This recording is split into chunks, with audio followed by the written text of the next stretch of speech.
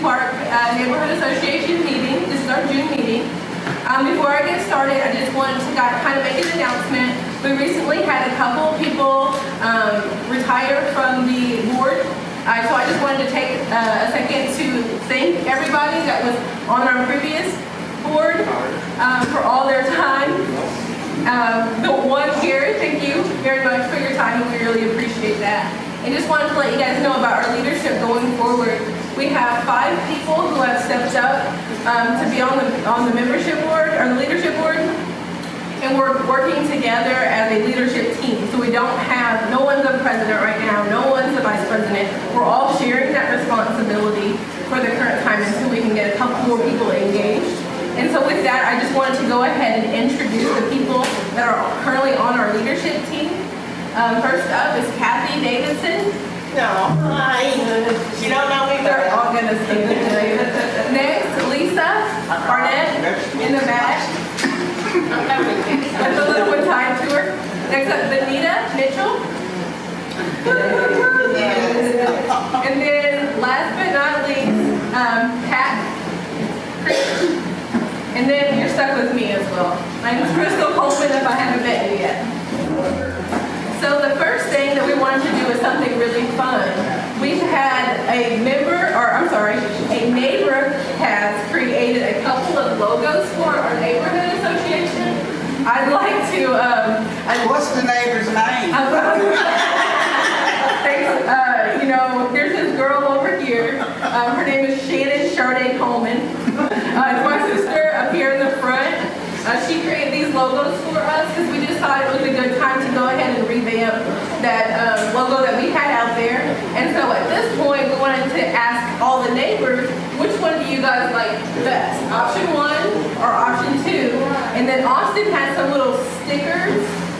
And I'm going to have everybody come up and choose with their vote with their sticker on there. When Austin finally right there. Austin has already provided some stickers. So I just want everybody to come up with it.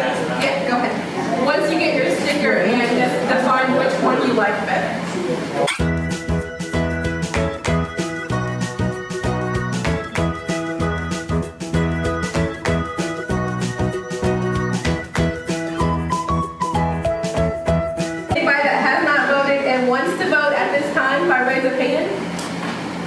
I can put a proxy sticker in for you if that's needed.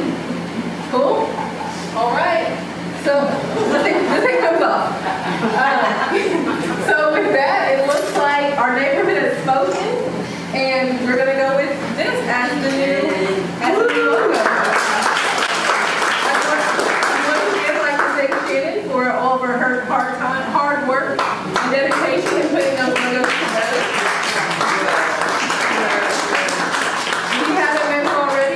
If you're at Shoe Carnival, she is one of the graphic artists out there. She works in the training department, so we're happy to have her in her neighborhood. So with that, I just wanted to go ahead and introduce Pat Creech. He's going to talk a little bit about the Tepe Park Quality of Life Plan. Thank you, Crystal. Okay, I think what I'd like to do is start by just sharing a story. Can everybody hear me? Is that good? Okay. About 2 years ago, I attended my first Tepe Park Neighborhood Association meeting. And at that point in time, my family, we were actually trying to decide whether or not we were going to move into this neighborhood. We were considering moving in various places in Evansville, mostly on the east side, but something suggested to us that we need to check out this neighborhood. So I invited myself to the Neighborhood Association meeting, and in that meeting, here's basically what I saw. I saw a group of people gathered, dreaming about the plans for the future of Tepe Park neighborhood. And in this room, there was a table set up, and at one end of this table was a multicolored blueprint, if you will, that depicted the dreams and aspirations of some of the people in this neighborhood. And at the other end of the table was a clear garbage trash bag full of colored bottle caps. And what this was a picture of a neighborhood go after a dream for the betterment of this community, one bottle cap at a time. The bottle caps were actually being collected to raise money for this neighborhood. So I said to myself, and I went home and shared this story with my wife, that if this neighborhood and the people who live here are willing to go after a courageous, almost outrageous dream for the betterment of this community and the residents who live here, one bottle cap at a time, I want to be part of that kind of community. Okay, so that was kind of what sealed the deal for my family to move into this neighborhood. And we moved in about a year and a half ago, and we had never looked back. This neighborhood for us has been the most vibrant community, the most welcoming community that we have ever lived in. Does this community have some challenges? Yes, it does. But are the challenges greater than the people who live here in our dreams? They're really not. They're not at all. So in March of 2017, the neighborhood was brought together, and we probably had, 50 or 60 people in this room over a couple different meetings to gather the collective thoughts and aspirations and dreams that the residents themselves, people just like us, have in this neighborhood. Here are some of the words that describe the preferred future of the vision for Tepe Park. Welcoming, safer, vibrant, healthier, pride, sustainable, cherished. These are descriptors, if you will, for a preferred future that we can all see in part, but someday we hope to see fully realized here in this neighborhood. But we needed something more than a dream to move us toward these aspirations. What we needed was a plan. So we had some help from Community One, which is one of the partners of the Tepe Park Neighborhood Association, to help facilitate, if you will, a listening session or a couple different listening sessions to help gather the collective wisdom, the collective experience, the collective aspiration of the residents here, and they helped us turn these ideas into a plan that we call the Tepe Park Quality of Life Plan. This plan has a couple different sections. It has actually 6 priorities, if you will. The first is promoting neighboring and community. The second is increasing jobs and economic activity. 3, improve education and life skills opportunities. 4, increase access to housing. 5, improve community safety. And 6, improve the quality of life and healthy living. Now, these 6 categories basically help us to have 6 buckets in which to deposit ideas and dreams and aspirations and turn those dreams and aspirations into a blueprint or a compass, if you will, to move the neighborhood forward. Now, the difference between a compass and the app on our phones that tells us where to go is this. A compass points a direction, okay? It keeps us heading the right way, whereas the app on our phone, Google Maps or Maps, gives us kind of step-by-step instructions on how to get there. At present, we don't have the step-by-step instructions. We have the compass, and this quality of life plan is the compass. In order to get the Google Maps version, if you will, the step-by-step plans to get us there, that's where we come in collectively as the residents and partners of the neighborhood, Tepe Park. So we have these 6 different groups that I just mentioned that basically form how we will meet together and come up with plans to move forward the dreams and aspirations and betterment of this community. So this quality of life plan isn't something that we've come up with that is designed to sit on a shelf. It's something that was designed that will engage us as the residents and partners in the neighborhood to move our community forward. So, how do you get to take a look at this? We have some copies here. I don't know where they are. Oh, they're up on the table. You can take a look at that up on the table, but they're also available online. All you need to do is Google Quality of Life Plan Tepe Park, and it will take you to a PDF that resides on the Tepe Park website. So I want to encourage you, check out the plan and be asking yourself, how can I personally get involved in making this plan a reality? Okay? Any questions about that plan? Any questions about anything I said? All right. So we have two visitors with us tonight, one from the Purdue Extension Office and one from Urban Seeds. Purdue Extension and Urban Seeds are examples of potential partners for our neighborhood in realizing the dreams and aspirations of this plan. So we have a few minutes to hear from each of these partners. So first I want to introduce Robin Mallory with Urban Seeds. She's going to come up and share with us a little bit about Urban Seeds and what they do and potential connection points to our neighborhood. Robin.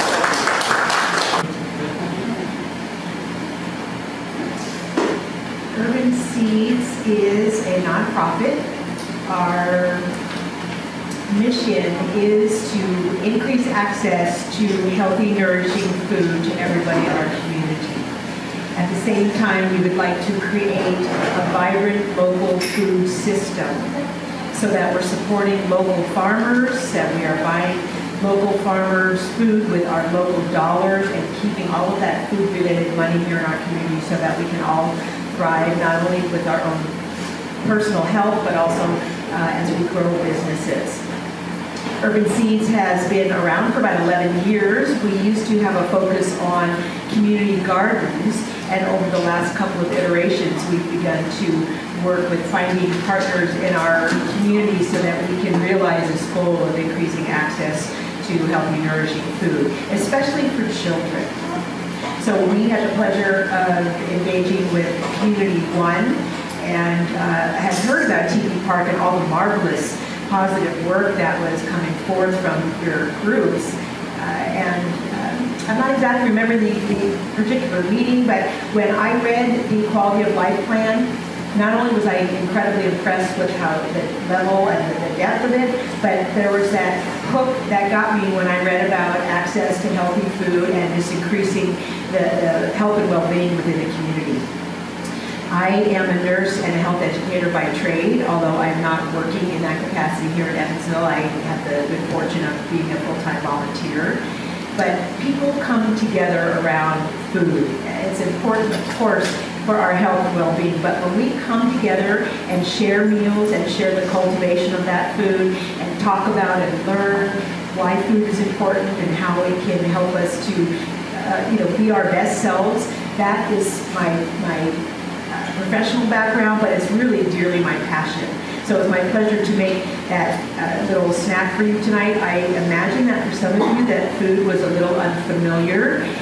It was a vegetarian wrap, and actually it happens to be vegan.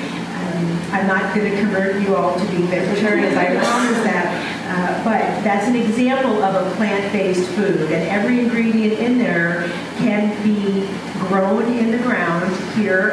We got early here and toured your beautiful gardens. And there's other farmers who want to integrate with this community and offer food beyond what is grown in the ground. So we know some local farmers who are cultivating really happy, healthy cows, pigs, sheep, so that it's a higher quality animal product from which you get eggs and cheese and milk. So we're looking to see if there's an interest and how we might be able to work with this excellent group of individuals to bring those kinds of foods into this community, as well as teach why is it valuable to consider locally cultivated food, and how do you cook some of those foods, some of the foods that might be unfamiliar to you, maintaining your own personal choices about flavors and ethnic preferences and such. So we're basically here to listen and to find out how you would like to work with us, if you would like to work with us, and how we might support your efforts. So I'm happy to take some questions if you'd like, or we can just continue to listen and come back. We did attend one of your leader meetings last month, and there seemed to have been some enthusiasm at that point to look at cooking demos where we brought in a bunch of ingredients and came together and shared meal preparation and such. So that's just one example. Any comments or questions? Okay, thanks. Thank you very much, Robin. So Casey, you want to come on up? I'd like to introduce Casey Williams with Purdue Extension. Everyone, appreciate the invite to come tonight and speak with you all. So as Robin mentioned, she mentioned about Urban Seeds. I actually work with Robin on Urban Seeds as well, but I'm actually employed by Purdue Extension.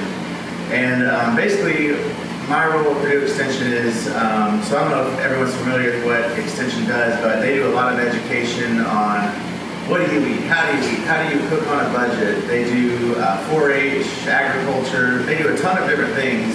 But my role specifically is how do we look at the community and identify what are the barriers that people have to make these healthy choices? Because if you think about it, you can tell someone, here's what you're supposed to eat, here's how much you're supposed to exercise. But if you live in a community where those foods aren't available, or if they are available, they're very expensive, it's just not likely that those things are going to happen. And so my role is to work with communities, organizations to make changes that will increase access, much like Urban Seeds and your Master Quality of Life plan, of how do we increase these options and make it easier to make the healthy choices that everybody deep down knows that they want to make and should be making. So that work has also brought me to work with the Healthy Communities Partnership, and it's really a great time for this type of work because so many different organizations are realizing the importance that that we have to lift our communities up, that we can't just continue to let things remain the way they are, where the food in some areas is just not good food. We know that some areas are just left behind, they're kind of looked over to say that, well, the food they have, the gas station food and the quick stops, that's good enough, and it's really not. So as I said, there's a lot of organizations that are looking at that, and how can we, as Robin said, promote a local sustainable food system.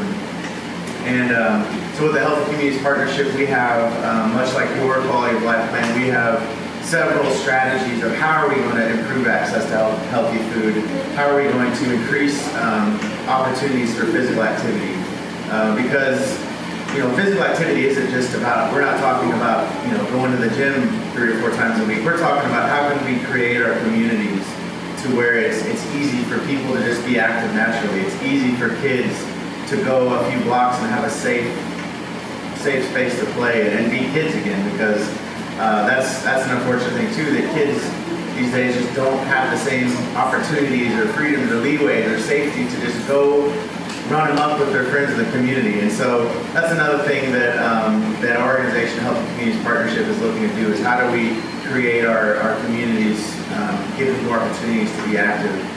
And so really, I don't even want to talk much about what we're doing, because I can tell you, I come from a world of doing community work where it's a lot of organizations all sitting around scratching their heads saying, what can we do for these communities?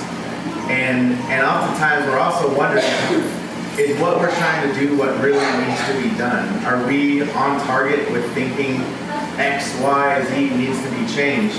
And I'll tell you that what we have tonight in this room is worth its weight in gold, because as I said, I've seen a lot of initiatives launch, I've seen a lot of initiatives fail, and the constant of why they're failing is because they don't have a room full of dedicated people at 7 o'clock on a, what is it, today's Monday? On a Monday night. And so, as it was mentioned earlier, as Pat said, you guys might not have that step-by-step map or app of how to get there. But I'll tell you, you've got probably the most important thing is a room full of neighbors, friends, maybe family members, but community. And that's worth so much. It's almost not even worth trying to do some of this community work that so many organizations try to do when they don't have this fundamental thing that is so crucial. So, as I said, we've got a lot of initiatives, but I really think the focus tonight should just be on this room, and as you embark on what you're trying to do, that it is so crucial that you guys have each other's backs, that you not only want to see your community change, but you're actively here making that change yourself. So I really applaud you guys for being here, and really am just here to, as Rob and I shared a little bit about what we do, we hope to just kind of be an audience member and see the work that you guys are doing, and if there is an organization that we can connect you to make something possible, to help apply for a grant, to whatever it may be. Because as I keep saying, you guys really are the key to doing this work. So Urban Seeds, the Health Communities Partnership, Purdue Extension, we have a ton of resources that we can share. We can be a consultant, we can provide education, we can provide whatever it is we can provide to help move these things along. But as I said, it all isn't worth much without this room full of people. So I really do hope that as you guys move forward, you'll keep us engaged, you'll keep us aware of the work that you're doing, and that if there is something that we can do to help it move along, we really hope that you guys will come back and let us know what we can do to help, and if nothing else, just be a witness to the work that you're doing. So that's really all I have. And if you do want more information, Urban Seeds has a website as well as Facebook, and then the Healthy Communities Partnership website is healthyevv.com, and you can search Healthy Communities Partnership on Facebook. And as I said, we have some different initiatives that are surrounding kind of food access and getting physical activity opportunities into different neighborhoods. But we really just want to say tonight that we're here to help. We're here to go along with this ride if you'd like help, or come to a point where you do need to reach out to organizations or see where we can fit in. But once again, I just want to applaud you all for being here tonight, and I'm excited that you all are really gearing up to launch all this work. So thank you very much.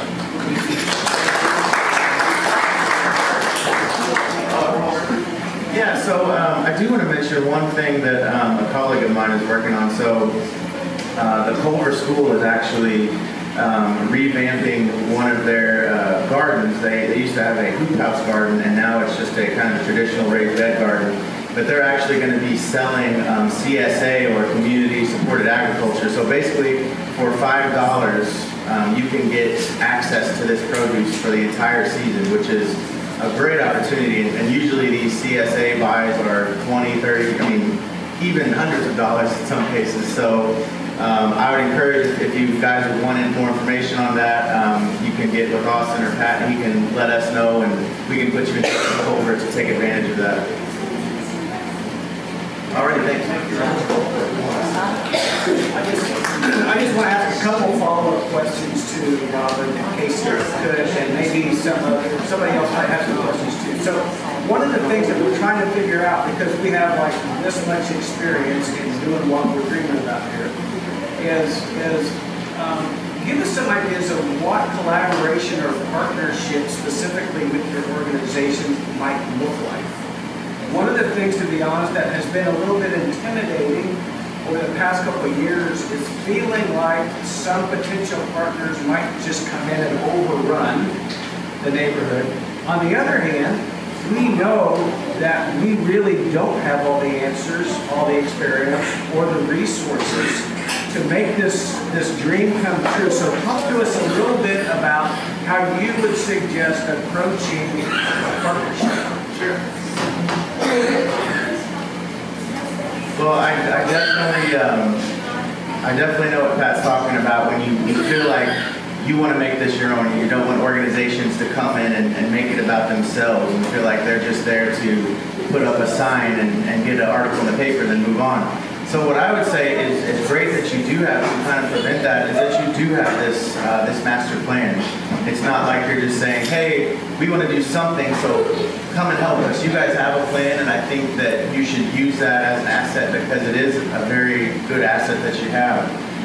And I would just say too that being very upfront with any potential partners that you have, that we want this to be our own. We don't want this to be something where you come in and as I said, I think it really just goes back to that you guys have an identity and you have a plan that you want to see executed, because I think it's just easier for an organization to come and make it about their own goals when you don't have that strong identity that you guys do already have. Robin, is there anything you'd like to add? Specifically, the group that meets around access to healthy food and just increasing health and vibrancy within the community. I would be happy to, I and others on the Urban Seeds Board would be happy just to come with that smaller work group and sit and listen. What does that look like for you? What really, I know that the master plan has some general goals within that number 6, I think it is actually in the plan. But what does that look like? What's that going to feel like? What's that going to taste like, literally? And then if you're interested, how can we help? How can we support you? It's about you telling us, or organizations like ours, what that looks like in this particular community. And as Casey said, and maybe you've heard it from others as well, I too am deeply impressed with the amount of work that has been done by this group thus far. There are so many communities in the Evansville area that have similar challenges and similar opportunities, but I don't know that anybody has come together as well as this Teaching Park community has, so that is really spectacular. It'd be an honor to be involved, but there's no obligation. So until we get to know each other a little better and actually sit and talk and probably share some more food, we don't know what that would look like, but we're open because it's your party and you just may be lucky enough to be one of the guests. So based on what you've heard tonight, is there anybody who is not already involved in the improving quality of life and healthy living that is thinking, wow, this might sound like something I want to dive a little bit deeper into and help in the neighborhood, maybe take next steps and learning, even to ask what the right questions are about this topic? All right, we have one right here, Charlie. Do I see two hands? Option here. Donna? Yeah, I just wanted to state that I had talked with the previous president about 2 years ago. We worked something out with the Parks Department. That's why you have a community garden, a couple, like a block down in the garden park. They have agreed to allow you the use of water if you grow food. I could ask my department if there's any money for seeds, and we've done this before through the Parks Department because you have to be a 501c3. Now at Urban Seeds, if you're 501c3, we can go through your organization, but we need workers to work with this. Right now, from what I see, maybe there's been some work, but there's some mulberry trees that need attending, and the issue too has been to try to locate land with access to water, because brownfields had land, you have to have raised gardens and access to water, and that would require a tap-in fee, which was around $3,000 through the water department. Here, they'll even bring water to you to water it. All we have to do is work with Brian Holmes. I know he's busy, and he doesn't, the neighborhood has felt like he's maybe fallen through on a few issues, but he is always, we want to encourage the development of gardens in our public parks. That's a So fantastic. So it sounds like there's resources available in land, there's resources available in water, there's resources We have a available resource right and here that needs to be experience. developed. Yeah. You used the word workers, which I understand your sentiment in that. I want to tweak the word a little. Wait, let me just Okay. excuse me. Is we need owners. We need people that don't feel like they're just coming to labor in these gardens. We're looking for people who want to own this idea of improving the quality of life and healthy living in this neighborhood, and gardening is part of that idea. Okay? So I didn't want to pick on you, No, that's fine. That's we fine. want owners in all of this, not people who just feel like they've got to put in 4 more hours after a long day, whatever that looks like. So thank you very And then much. also Gary has a lot that he purchased for the use of a garden for TV park. Right. Okay. And right? So I don't know how much help or ownership Gary has had. But you do have access to land to develop. If you develop that, I could see potentially expanding it into some other park areas. That's a great point. We just need to pick up on the momentum that was started and move it forward. Crystal?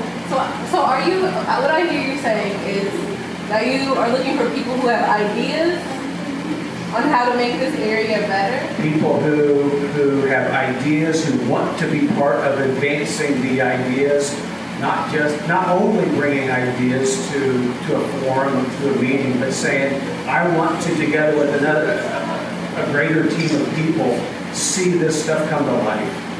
Yeah. So if you were somebody that was really into gardening already, that might be a really good group for you. That is,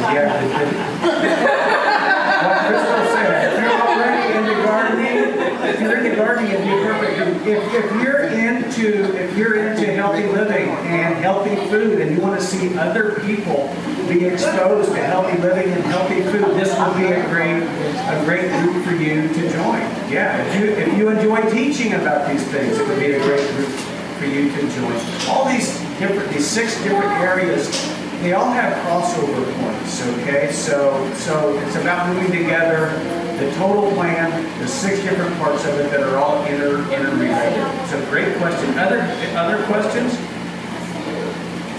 Other comments? Okay. Again, thank you guys very much. Appreciate it.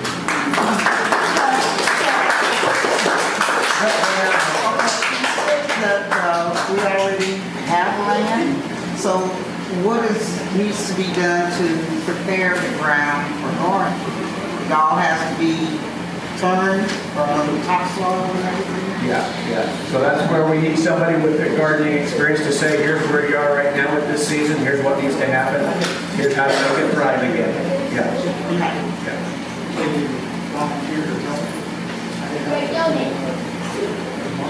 It's not too late to raise your hand. For what? Next up, I wanted to call Kathy. I didn't put you on the agenda, I'm sorry, just to go over the safety report. As you guys know, Eric Belford, his wife, they had a baby, so he's missing this meeting, but we do hope he'll be back next meeting. So Kathy, if you would just come up and just go over that with us really quickly. Sure.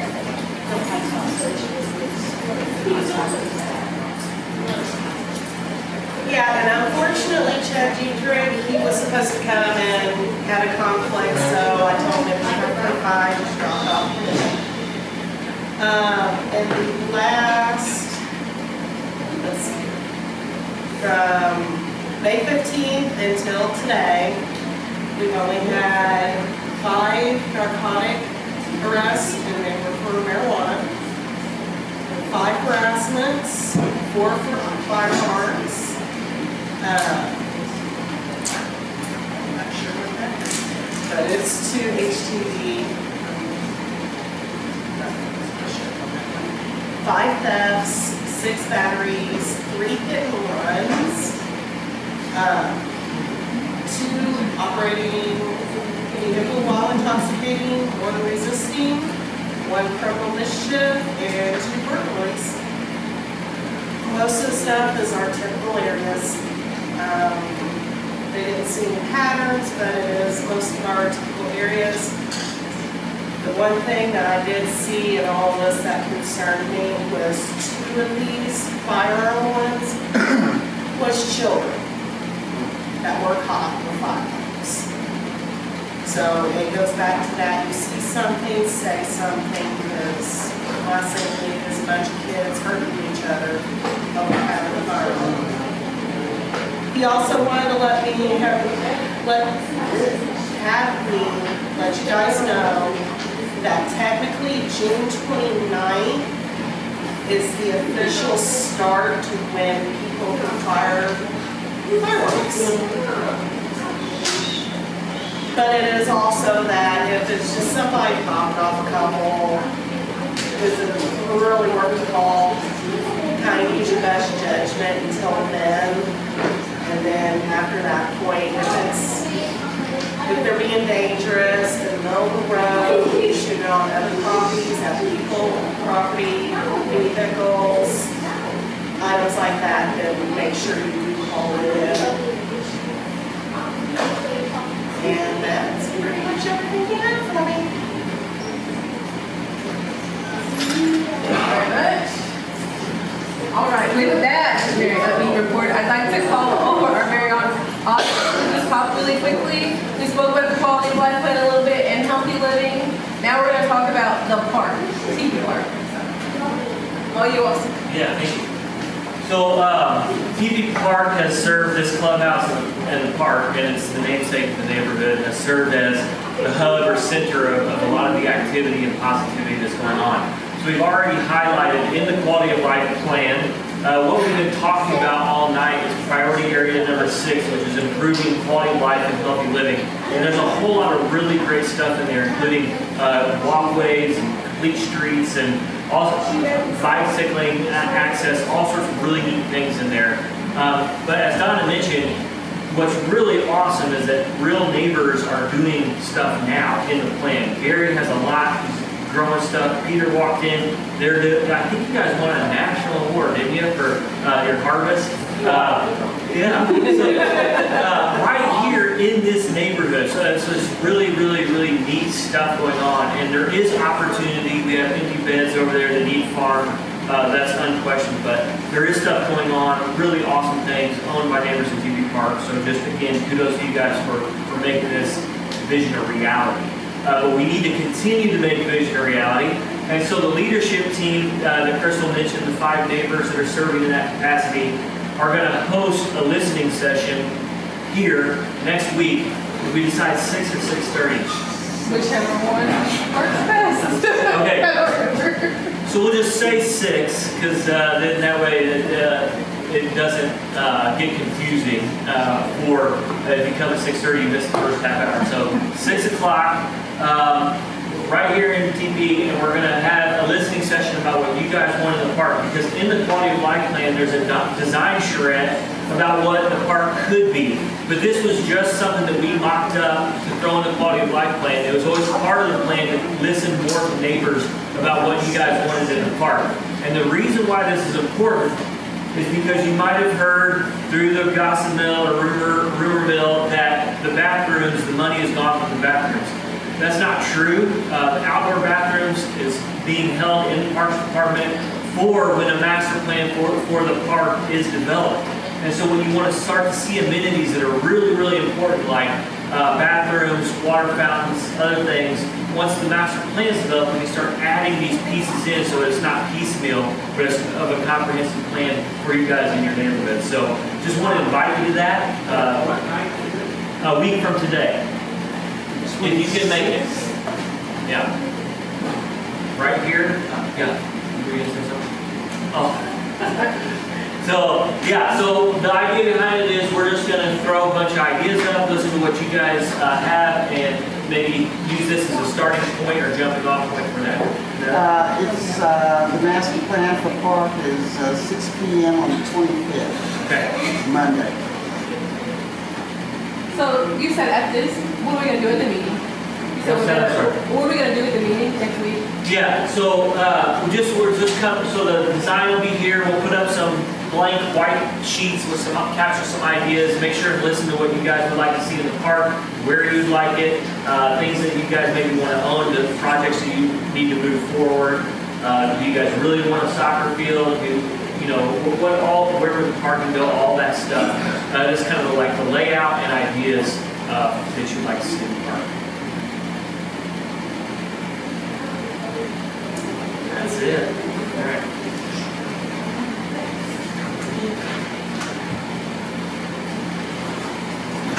I think that meeting next week, when we're talking about the park and what everybody wants to have in the park, is going to be a really big meeting for us, because we have this map right here of things that we wanted kind of from the listening session, but kind of to Pat's point was we have the compass, and this is the idea of where we want to go.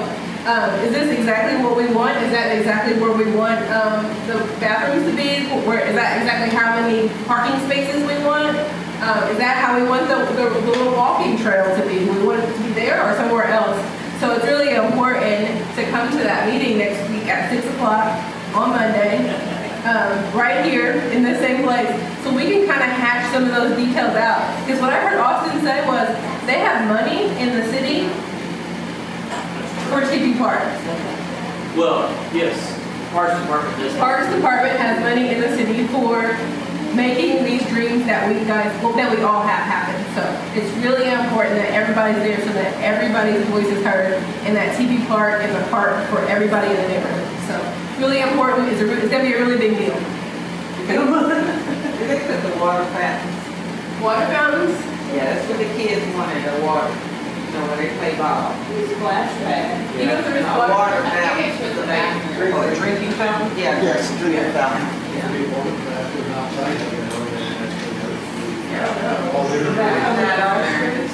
Would it be a one or less than $5?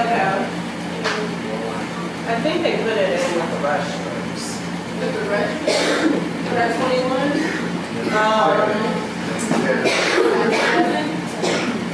Public restroom? Okay. Yeah, so they put it with the red. That's what it sounds like, but That's a great team. we're definitely gonna have water fountains. Yeah. Water fountains and bathrooms. Yeah. Water fountain, I mean, you can't have kids dehydrating, so we're definitely gonna have water fountains. If there's anything else, anybody else can't make it, you can't make it to Monday because you gotta work, just let us know. You can shoot us an email. We're on Facebook. There's also the tppark.org. We're really wanting to hear from everybody so that we can make sure that these things are what everybody wants. So, next up, we have Ann from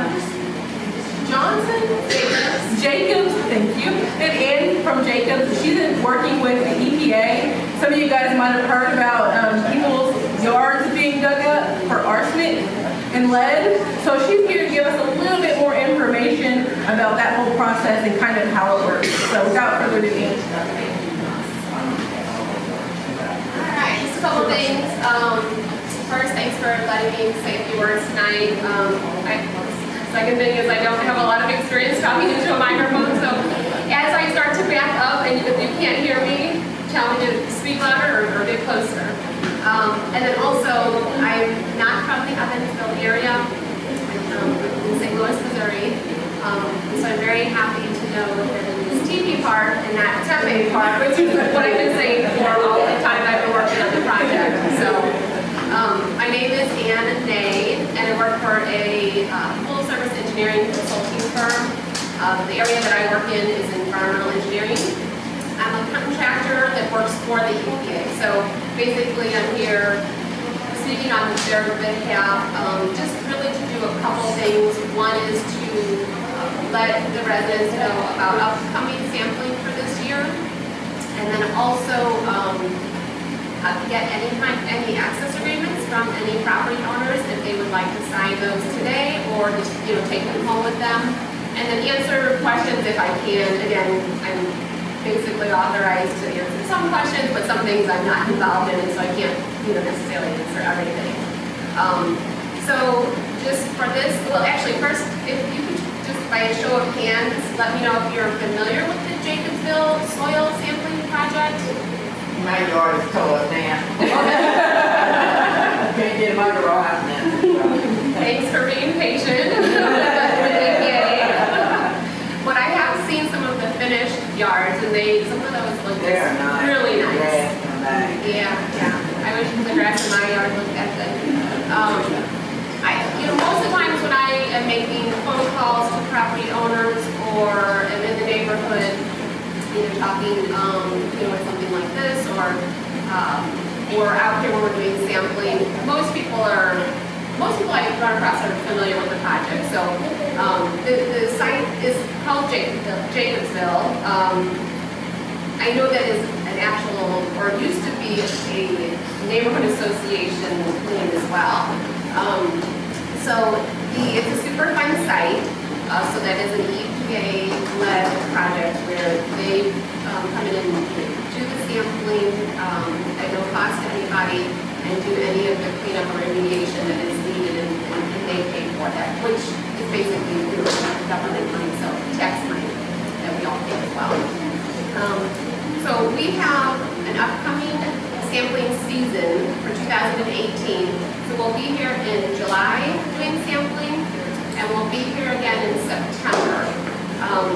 We have mailed in the past, in 2017, access agreements to ask residents or property owners to give us access to do sampling. So some of you may have received those already in the past. We just did another mailing, so we've done some sampling last year. We just did another mailing trying to get those property owners that haven't responded to respond. And then we would be doing that sampling this year again, like I said, July and September. So let's take a quick break, and does anybody have any questions about dates in there? Is the entire Tepe Park neighborhood within the Superfund footprint? So let's see, do you have a map in your plan there? Yeah. I have to, I think the majority of it is, I've got a map that,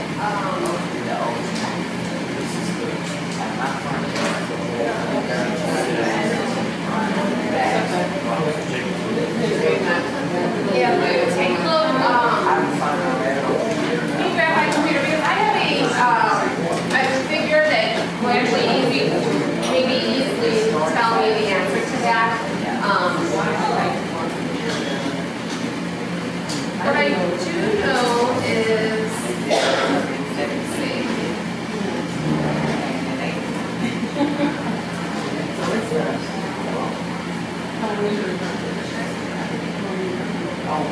As part of this, I'm looking this up here.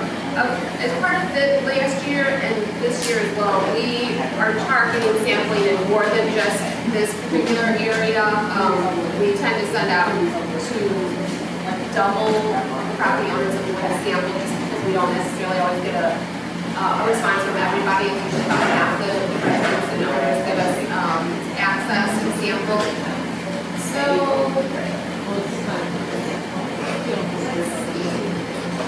So the answer is no. So there, yeah. So I wasn't sure. So there is only a portion. It's more of the northwest to central section of Tepe Park. You're welcome to look at this if you'd like. So yeah, it's not the whole portion. There had been, investigation that had been done years ago that defined the extent of where the contamination could be present. And so, it happens to kind of go through this neighborhood area. Is this something that is automatically done periodically by the government, or was there a situation or a cost? Yeah, so, right, it's not something that's just kind of standard that would be done across different urban areas. There were 4 facilities back around the turn of the century that the contamination had come from their actual operation. So that's part of that's what made the site. Okay, so there would be nothing in your yard that would make it obvious that you have that type of problem. I mean, the grass would stay green and everything else, but this could be underground. Right, yeah, right. Could have, green looking, nice looking grass. Yeah, I mean, Well, I just heard arson in the lead. I was like, how's my grass? Yeah, so, unfortunately, in many, or most, I guess I would say, urban environments, there's, a lot of contributions of metals and that get in the soil from, just kind of urban activities. Is this something that maybe could get in your water system? As part of the investigation a long time ago, they did look at that, and it's not in the water system. What does testing entail? Yeah, so once we're given access, or someone signs the access agreement, we put on the list for sampling, and we come out to do surface soil sampling. So we're sampling, depends on exactly where you are in the site boundary. Most of the properties we would be sampling from 0 to 18 inches below ground surface, and there's a small portion that we sample from 0 to 12. So we've done most of those yards that have a deeper sampling already, so that wouldn't include this particular area. And so, depending on, the EPA has guidance on how to do residential lead sampling, and it depends on the size of your property. on how the yard is divided. It could be divided into basically like a front yard and a backyard, or it could be like a front, a side, and a backyard, or if it's larger, it could be split into roughly 4 equal sections. And we come in with just a hand auger, so like a metal T, hand auger, and you just physically turn these and bring, go down to the different depths and collect samples. So the auger is about the diameter of the soda can. After we do the sample, take the sample, we put the soil back into there, pack this in the device and trip on a hole or anything like that, and then put a little grass with it. Then we pulled off, on top so that it looks like it was before we got there. And then we send samples off to get analyzed at a laboratory. And usually it takes about a month and a half to get data back. It takes additional time to have that processed and validated, and then we get that information out to the property owners via a results letter. So you probably had a results letter of your house or your yard being cleaned up now. Yeah, it's been a letter and it took them a year. They said we're gonna do it the next meeting. It took them a year before they actually did it, and after you got the. Yeah, it was a year. Yeah, so It's not a easy, real fast time. No, I didn't think so. I mean, I've seen some of them around. yeah, both sampling and the actual cleanup is all based on available funding. Yeah, that's what So they told me. yeah. They had fun. So what is there a chance that they come out and start it and they can't finish it? Is that what you're saying? No, just saying that so like the first phase of coming out and doing sampling. They're then, when they start the next phase for the cleanup of those that have been sampled that need to be cleaned up, they just have to make sure that money is available before they start the cleanup. Oh. Yeah, so no, they wouldn't do like after that. Take all your dirt and cover it. No, I just wondered how long it's, because I've seen them, like you said, it looks tore up. The ones that they're doing, they got And I have been on the floor today, so I don't know what they can do today. I don't work for the company that does the cleanup, but typically it means they want to have, everything done from start to end within, I think, something like 5 to 7 to 10 days, something like that, so. I think I'd ask a question because on the sheet that gets sent out to people, there's a portion of it where it's talking about the cleanup aspect and where you need to inspect the structures on the property. And it was asked, is there anything structure-wise that would prevent you from being able to carry out remediation of the soil included? You're saying that you received something that had that information? Yeah, it was the sheet that you guys had sent out to us, whoever was getting that sheet, it was part of that, and it was asked, and I didn't see it. Okay, yeah, do you have a property that needs to be cleaned up then? Is that where you're at? Oh, no, they just got the letter saying that they could get it sampled and all that, but in there, in the process, and it was detailing that process in that letter, there was a portion that said that they would inspect all the structures on the property, and so they had asked, what would preclude that from happening structure-wise, if there's a structural problem that will make it so they couldn't get the remediation. Yeah, so unfortunately, I don't know if I can really answer that. That's not any kind of documentation that I've seen. That must be, it's not the part of the group that I'm involved in for the sampling. Yeah. Now, what they did, they took pictures of my basement. Oh, okay. Just in case when they're digging right there, they just stop and Right. come to the wall. Make sure that the structure is. Too tired, look in the basement. Yeah, and I know that they do that, right, in certain areas. And is there what they were checking for in the basement? Just in case when they come out and stop my house and get something. Just to document, to make sure that if there was a crack already that was existing, to document that, or document the report to be cracks. Anything that. Just when they remove the dirt around the basement, you take it all in the water. I know in that And all of letter this hard that ground. we received, it said that whenever they do the remediation, that the yard would be replaced with sod or seed. Yeah.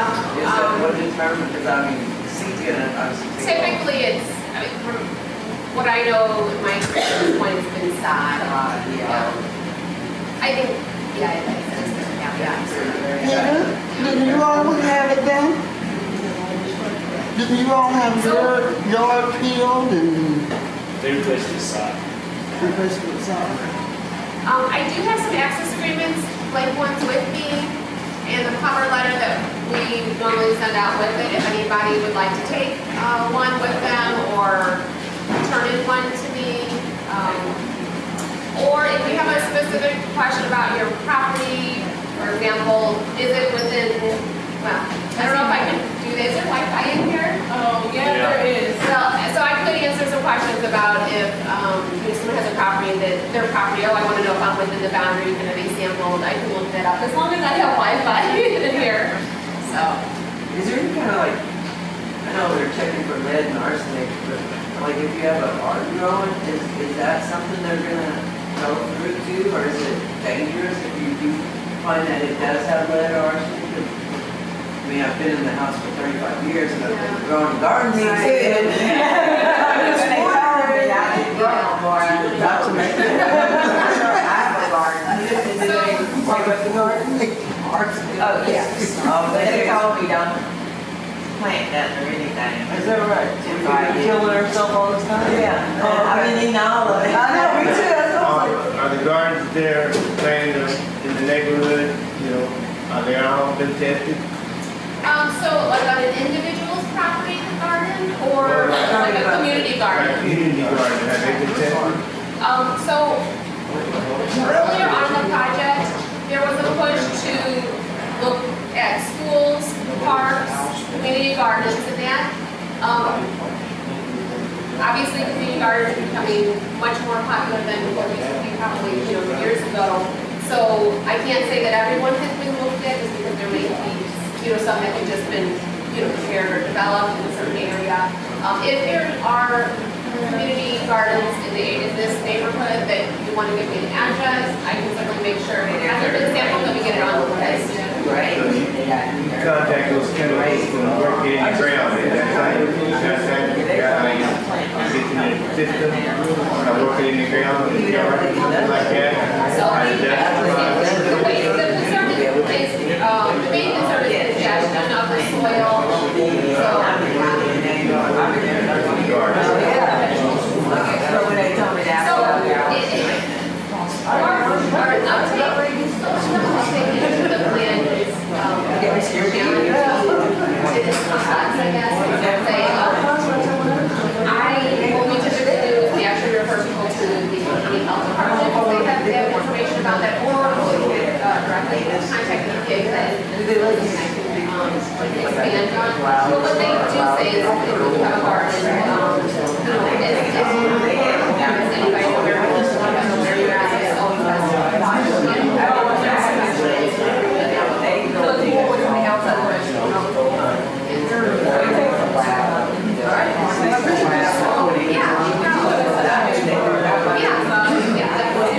Thank you. I'll just stick around so and if anybody has questions, then once in the agreement.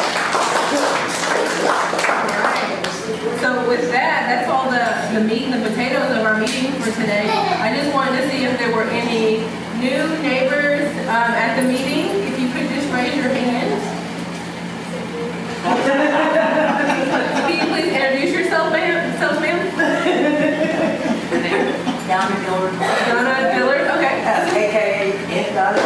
This is Donna Dillard, also my aunt. She lives over on Linwood next to my parents. Anybody else that first time to the meeting? Okay. Does anyone have any questions about the things that we talked about in the meeting or anything that they wanted to discuss? Yes, ma'am.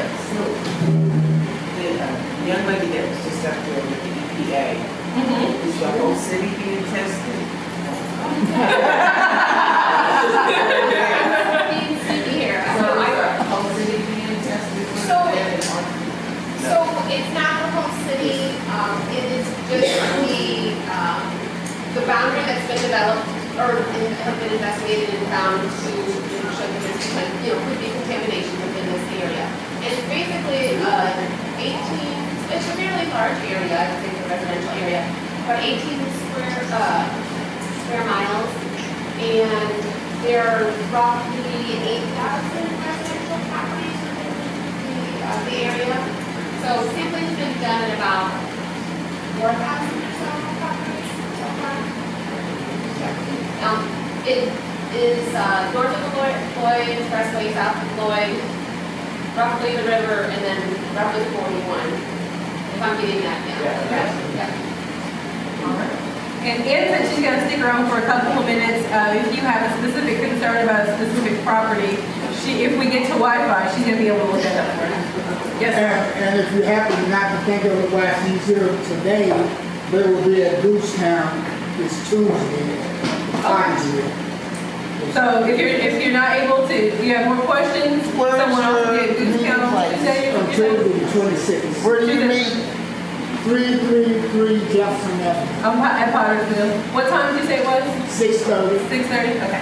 So we are going to, I won't be at the next meeting that we have a representative at. It's going to be on the 20th, and I don't have it in front of me. I don't know what the neighborhood association name is. I can find that, but so we're going to be at the another neighborhood association on Wednesday, and then next week there's 2 days of an association meeting. One of them might be or maybe Tuesday is Goose Town. Tuesday through town of next week. Yeah. Okay. We're supposed to have a representative there. Oh, is it on the sheet of paper here? That'll be next. Okay, and then Thursday for Uno as well. And then, That'll be the following Thursday, the 28th.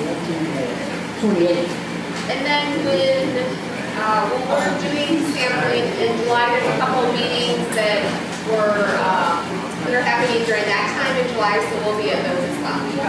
Yeah, and so I understand that you guys will be at our next meeting as well.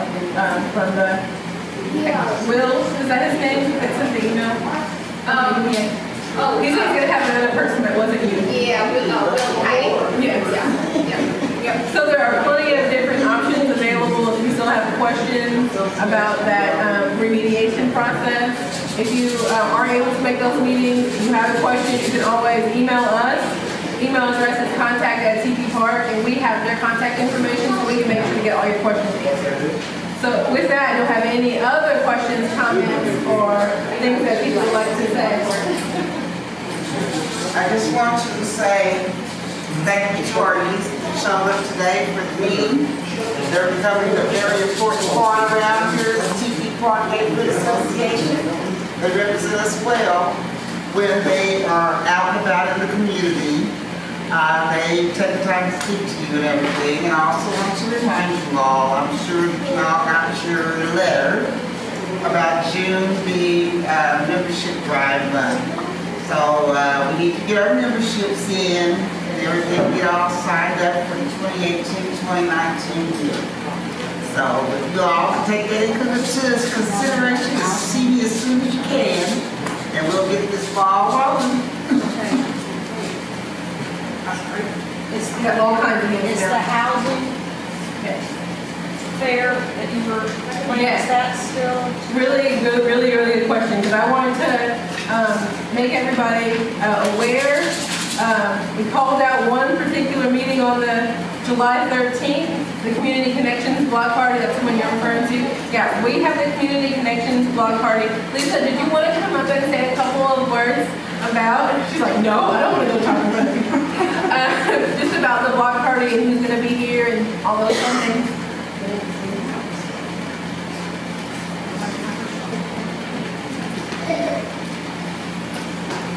Unfortunately, I don't have the list of all the people, but we're going to have, I think it's 23 organizations that are going to be here.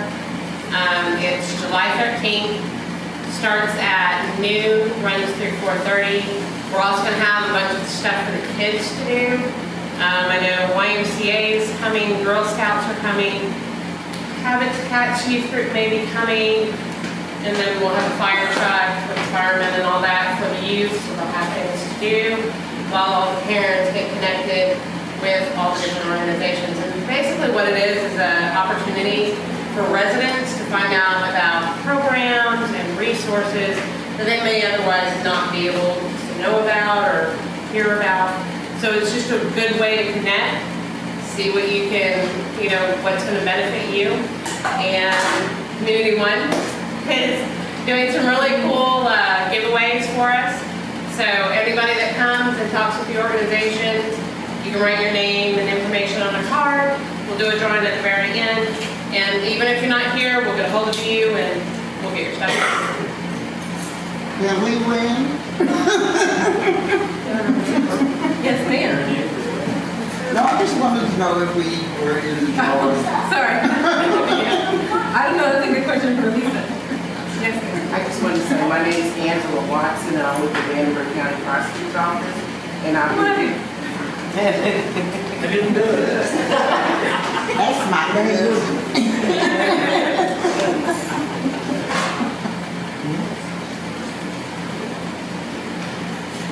My name is Angela Watson, I'm with the Vanderbilt County Prosecutor's Office, and I'm Director of Community Outreach there. And this is a new position that our office has for the last 2 years, and I've been trying to make it around to all the neighborhood associations.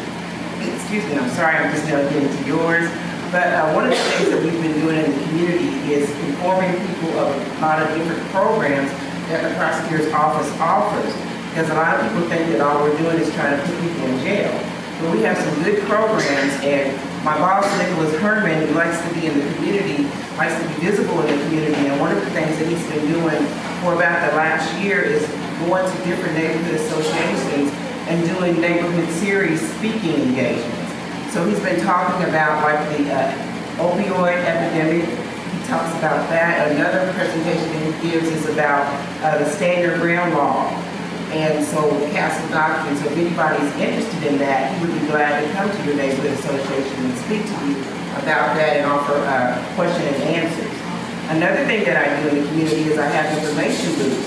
So on your Tepe Park Community Connections Day, if you're interested, I would love to have a booth set up with the different programs and things that we offer to come to your neighborhood association, if that's okay with you guys. I'd like to be a part of that. Lisa said yes. Okay. I'd like to be a part of that. And then I do volunteer work for neighborhood associations or what have you. So anytime you need me, you can call me. I'll leave my card with you.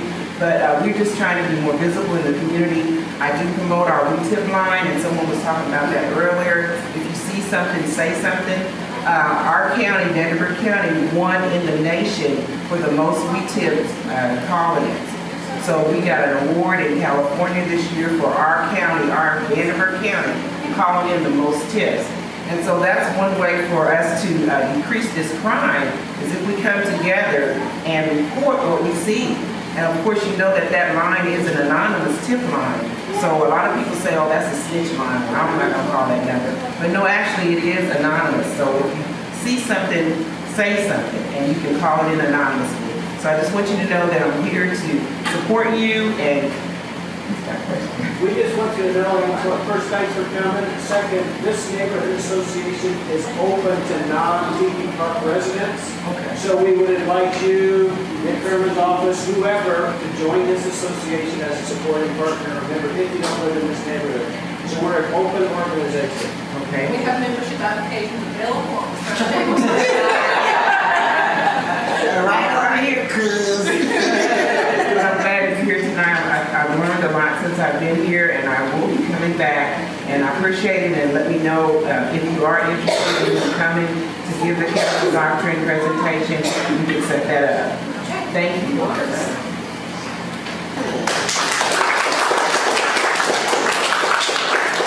Awesome, thank you very much for that. I'm sure we're gonna see you again, or Mr. Herman as well. So, with that, is there any other comments, questions, anything that anybody wants to bring up before we call it a day? All right, with that, hearing no questions, have a good night, guys.